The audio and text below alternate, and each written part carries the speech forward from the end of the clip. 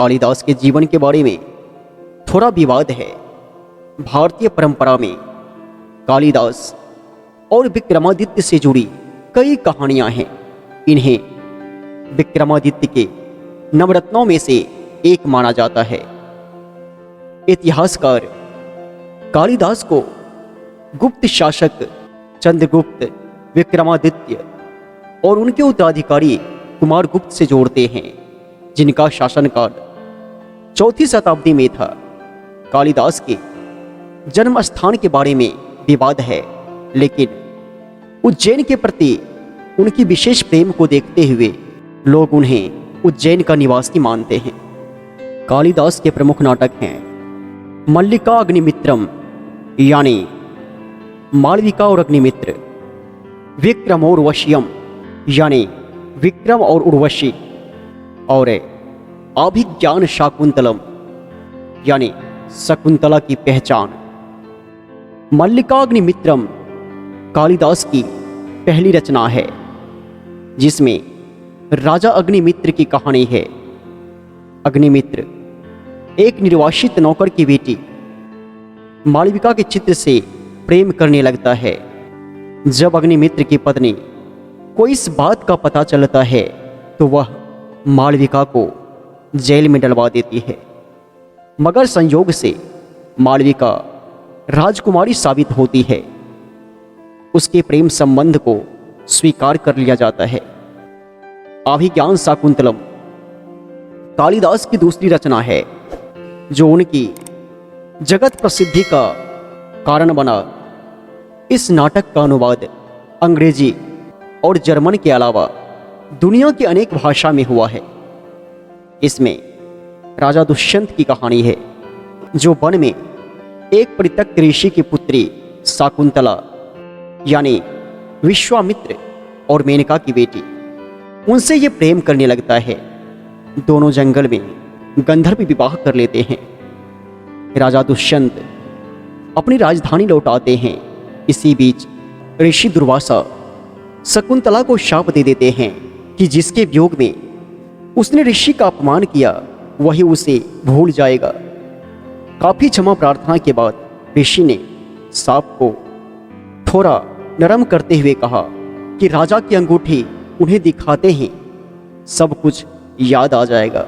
लेकिन राजधानी जाते हुए रास्ते में वह अंगूठी खो जाती है। स्थिति तब और भी गंभीर हो गई जब शकुंतला को पता चला कि वह गर्भवती है। शकुंतला लाख गिड़गिड़ाई, लेकिन राजा ने उसे पहचानने से इनकार कर दिया। जब एक मछुआरे ने वह अंगूठी दिखाई तो राजा को सब कुछ याद आया और राजा ने शकुंतला को अपना लिया। शकुंतला श्रृंगार रस से भरे सुंदर काव्यों का एक अनुपम नाटक है। कहा जाता है, काव्येषु नाटकम रम्यम तत्र रम्या शकुंतला। कविता के अनेक रूप में अगर सबसे सुंदर नाटक है तो नाटकों में सबसे अनुपम शकुंतला है। कालिदास का नाटक विक्रम और वश्यम बहुत रहस्यों से भरा है। इसमें पुरुरवा इंद्रलोक की अप्सरा उर्वशी से प्रेम करने लगते हैं। पुरुरवा के प्रेम को देखकर उर्वशी भी उनसे प्रेम करने लगती है। इंद्र की सभा में जब उर्वशी नृत्य करने के लिए जाती है तो पुरुरवा से प्रेम के कारण वह वहां अच्छा प्रदर्शन नहीं कर पाती। इससे इंद्र गुस्से में उसे शापित कर धरती पर भेज देते हैं।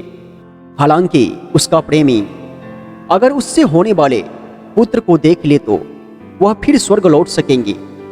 विक्रम और वश्यम में काव्यगत सौंदर्य और शिल्प से भरपूर है। इस नाटकों के अलावा कालिदास ने 2 महाकाव्यों और 2 गीत काव्यों की रचना की। रघुवंशम और कुमार संभवम उनके महाकाव्यों के नाम है। रघुवंशम में संपूर्ण रघुवंश के राजाओं की गाथाएं हैं, तो कुमार संभवम में शिव पार्वती की प्रेम कथा और कार्तिकेय के जन्म की कहानी है। रघुवंश की कथा को कालिदास ने 19 सर्गों में बांटा है, जिसमें राजा दिलीप रघु, अज, दशरथ, राम, लवकुश, अतिथि तथा बाद में 20 रघुवंशी राजाओं की कथा गूंधी गई है। इस कथा के माध्यम से कवि कालिदास ने राजा के चरित्र, आदर्श तथा राजधर्म जैसे विषयों का सबसे सुंदर वर्णन किया। भारत के इतिहास में सूर्यवंश के इस अध्याय का वह अंश भी है जिसमें एक और यह संदेश है कि राजधर्म का निर्वाह करने वाले राजा की कीर्ति और यश देश भर में फैलती है, तो दूसरी ओर चरित्रहीन राजा के कारण अपयश व वंश पतन निश्चित है, भले ही वह किसी उच्च वंश या वंशज का क्यों न रहा हो। रघुवंश की कथा दिलीप और उनकी पत्नी सुदक्षिणा के ऋषि वशिष्ठ के आश्रम में प्रवेश से प्रारंभ होती है। राजा दिलीप धनवान, गुणवान, बुद्धिमान और बलवान हैं, साथ ही धर्मपरायण भी। वे हर प्रकार से संपन्न है, परंतु कमी है तो संतान की। संतान प्राप्ति का आशीर्वाद पाने के लिए दिलीप को गौ माता नंदनी की सेवा करने के लिए कहा जाता है। रोज की तरह नंदनी जंगल में विचर रही है और दिलीप भी उसकी रखवाली के लिए साथ चलते हैं। इतने में एक सिंह नंदनी को अपना भोजन बनाना चाहता है। दिलीप अपने आप को अर्पित कर सिंह से प्रार्थना करते हैं कि उन्हें वह अपना आहार बनाए। सिंह प्रार्थना स्वीकार कर लेता है और उन्हें मारने के लिए झपटता है। इस छलांग के साथ ही सिंह ओझल हो जाता है। तब नंदनी बताती है कि उसी ने दिलीप की परीक्षा लेने के लिए यह मायाजाल रचा था। नंदिनी दिलीप की सेवा से प्रसन्न होकर पुत्र प्राप्ति का आशीर्वाद देती है। राजा दिलीप और सुदक्षिणा नंदिनी का दूध ग्रहण करते हैं और उन्हें पुत्र रत्न की प्राप्ति होती है। इस गुणवान पुत्र का नाम रघु रखा जाता है, जिसके पराक्रम के कारण ही इस वंश को रघुवंश के नाम से जाना जाता है। रघु के पुत्र आज भी बड़े पराक्रमी हुए। उन्होंने विदर्भ की राजकुमारी इंदुमती के स्वयंवर में जाकर उन्हें अपनी पत्नी बनाया। कालिदास ने इस स्वयंवर का सुंदर वर्णन रघुवंश में किया। रघु ने अज का राजकौशल देखकर अपना सिंहासन उन्हें सौंप दिया और वानप्रस्थ ले लिया। रघु की तरह अज भी एक कुशल राजा बने और वे अपनी पत्नी इंदुमती से बहुत प्रेम करते थे। एक बार नारद जी प्रसन्नचित्त अपनी बीना लिए आकाश में विचर रहे थे। संयोगवश उनकी बीना का एक फूल टूटा और बगीचे में सैर कर रही रानी इंदुमती के सर पर गिरा, जिससे उनकी मृत्यु हो गई।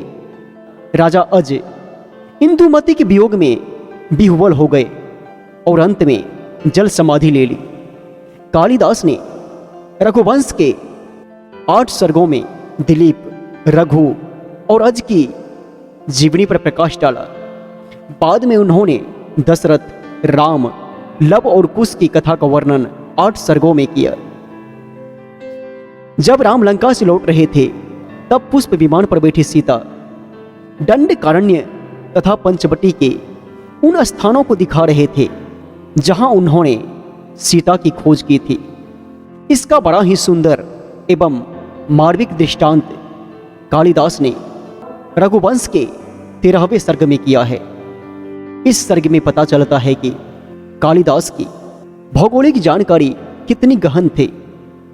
अयोध्या की पूर्व ख्याति और वर्तमान स्थिति का वर्णन कुश के स्वप्न के माध्यम से कवि ने बड़ी कुशलता से 16वें सर्ग में किया। अंतिम सर्ग में रघुवंश के अंतिम राजा अग्निवर्ण के भोग विलास का चित्रण किया गया है।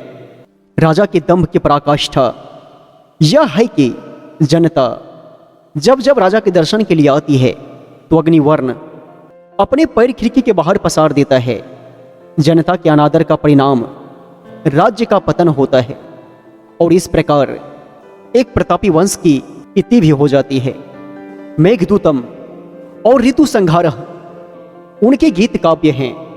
मेघदूतम महाकवि कालिदास द्वारा रचित विख्यात दूत काव्य है। इसमें एक यक्ष की कथा है जिसे कुबेर यक्षकाओं शाप देकर अलकापुरी से निष्कासित कर देता है। निष्कासित यक्ष रामगिरी पर्वत पर निवास करता है। वर्षा ऋतु में उसे अपनी प्रेमिका की याद सताने लगती है। कामार्त यक्ष सोचता है कि किसी भी तरह उसका अलकापुरी लौटना संभव नहीं है, इसलिए वह प्रेमिका तक अपना संदेश दूत के माध्यम से भेजने का निश्चय करता है। अकेलेपन का जीवन गुजार रहे यक्ष को कोई संदेशवाहक भी नहीं मिलता, इसलिए उसने मेघ के माध्यम से अपना संदेश बिरहाकुल प्रेमिका तक भेजने की बात सोची। इस प्रकार आषाढ़ की कृति की रचना कर दी। आषाढ़ के प्रथम दिन आकाश में उमड़ते मेघों ने कालिदास की कल्पना के साथ मिलकर एक अनन्य कृति की रचना कर दी। मेघदूत की लोकप्रियता भारतीय साहित्य में प्राचीन काल से रही है। जहां एक और प्रसिद्ध टीकाकारों ने इस पर टीकाएं लिखी है, वहां अनेक संस्कृत कवियों ने इससे प्रेरित होकर अथवा इसको आधार बनाकर कई दूत काव्य लिखे। भावना और कल्पना का जो उदात्त प्रसार मेघदूत में उपलब्ध है, वह भारतीय साहित्य में अन्यत्र विरल है। ऋतु संहार में सभी ऋतुओं में प्रकृति के विभिन्न रूपों का विस्तार से वर्णन किया गया है। एक जनश्रुति के अनुसार कालिदास पहले महामूर्ख थे। मालव राज की राजकुमारी विद्योत्तमा अत्यंत बुद्धिमान और रूपवती थी। उसने यह प्रण लिया था कि वह उसी युवक से विवाह करेगी जो उसे शास्त्रार्थ में हरा देगा। विद्योत्तमा से विवाह की इच्छा अपने मन में लिए अनेकों विद्वान दूर दूर से आए, लेकिन कोई भी उसे शास्त्रार्थ में हरा ना सका। उनमें से कुछ ने अपमान और ग्लानि के वशीभूत होकर राजकुमारी से बदला लेने के लिए एक चाल चली। उन्होंने एक मूर्ख युवक की खोज प्रारंभ की। एक जंगल में उन्होंने एक युवक को देखा जो उसी डाल को काट रहा था जिस पर वह बैठा हुआ था। विद्वानों को अपनी हार का बदला लेने के लिए एक आदर्श युवक मिल गया। उन्होंने उनसे कहा, यदि तुम मौन रह सकोगे तो तुम्हारा विवाह एक राजकुमारी से हो जाएगा। उन्होंने युवक को सुंदर वस्त्र पहनाए और उसे लेकर शास्त्रार्थ के लिए विद्योत्तमा के पास ले आए। विद्योत्तमा से कहा गया कि युवक मौन साधना में रत होने के कारण संकेतों में शास्त्रार्थ करेगा। विद्योत्तमा मान गई और शास्त्रार्थ सभा शुरू हुई। विद्योत्तमा एक उंगली उठाई। उसका तात्पर्य था ईश्वर एक है और द्वैत ही ईश्वरत्व है। युवक की समझ में आया यह हमारी एक आंख फोड़ना चाहती है, अतः उन्होंने अपनी दो उंगली ऊपर कर दी, अर्थात तुम तो एक आंख फोड़ने की बात कर रही हो, मैं तुम्हारी दोनों आंखें फोड़कर अंधी बना दूंगा। पंडितों ने व्याख्या की, ईश्वर एक है, आपने ठीक कहा, पर प्राकृतिक और विश्व के रूप में वही अन्य रूप धारण करता है। अतः पुरुष और प्राकृतिक, परमात्मा और आत्मा दो दो शाश्वत हैं। श्रोताओं ने ताली बजाकर पंडित मंडली की व्याख्या का समर्थन कर दिया। फिर विद्योत्तमा ने हथेली उठाई। पांचों उंगलियां ऊपर की ओर उठी थी। उनका तात्पर्य था, आप जिस प्रकृति, जगत, जीव या माया के रूप में द्वैतवाद को स्थापित कर रहे हैं, उसकी रचना पंचतत्व से होती है। ये पंचतत्व पृथ्वी, पानी, पवन, अग्नि और आकाश हैं। ये सभी तत्व भिन्न भिन्न और अलग अलग हैं। इनसे सृष्टि कैसे हो सकती है? युवक ने समझा, वह युवती अब मुझे थप्पड़ मारना चाहती है, इसलिए हाथ उठाया और थप्पड़ दिखा रही है। अच्छा, कोई बात नहीं, मैं अभी तुझे मजा चखाता हूं। यह सोचकर उन्होंने उंगली समेटकर कड़ी मुट्ठी बांध ली और विद्योत्तमा को मुट्ठी वाला हाथ आगे फैला दिया। पंडितों ने व्याख्या की, जब तक पंचतत्व अलग अलग रहेंगे सृष्टि नहीं होगी। पंचतत्व करतल की पंचागुली है, सृष्टि तो मुष्टिवत है। मुष्टि में सभी मिल जाते हैं तो सृष्टि हो जाती है। यही तात्पर्य है हमारे युवा महापंडित का। सभा मंडप की दर्शक दीर्घा फिर से तालियां बजी। विद्वानों ने युवक के मूर्खतापूर्ण संकेतों की ऐसी व्याख्या की कि विद्वोत्तमा को अंततः अपनी हार माननी पड़ी और उसने युवक से विवाह कर लिया। उसी रात ऊंट को देखकर पत्नी द्वारा किम दिम पूछने पर कालिदास ने अशुद्ध उच्चारण उट्र किया। विद्वोत्तमा पंडितों के षड्यंत्र को जान गई और क्रोधित होकर उसने कालिदास को धिक्कारा और यह कहकर घर से निकाल दिया कि सच्चे पंडित बने बिना घर वापस नहीं आना। कालिदास ने सच्चे मन से काली देवी की आराधना की और उसके आशीर्वाद से वे ज्ञानी बन गए। शास्त्र निष्पात होकर वापिस पत्नी के पास आकर बंद दरवाजा देखकर अनावृत कपाटम द्वारम देहि ऐसा कहा। विद्वोत्तमा को आश्चर्य हुआ और उसने पूछा, अस्ते कश्चित वाग विशेषः। पत्नी के इन 3 पदों से उसने अस्ति पद से कुमार संभव महाकाव्य, कश्चित पद से मेघदूत काव्यखंड, वाग इस पद से रघुवंश महाकाव्य रच डाला।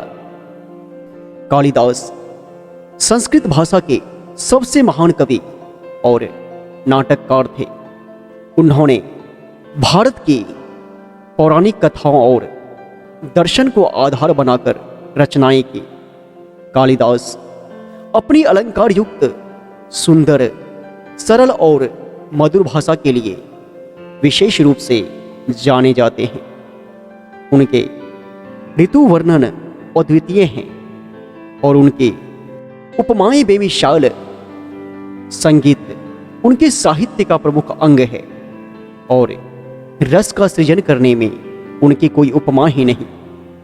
उन्होंने अपने श्रृंगार रस प्रधान साहित्य में भी साहित्य सौंदर्य के साथ साथ आदर्शवादी परंपरा और नैतिक मूल्यों का समुचित ध्यान रखा है। उनका नाम अमर है और उनका स्थान वाल्मीकि और व्यास की परंपरा में है।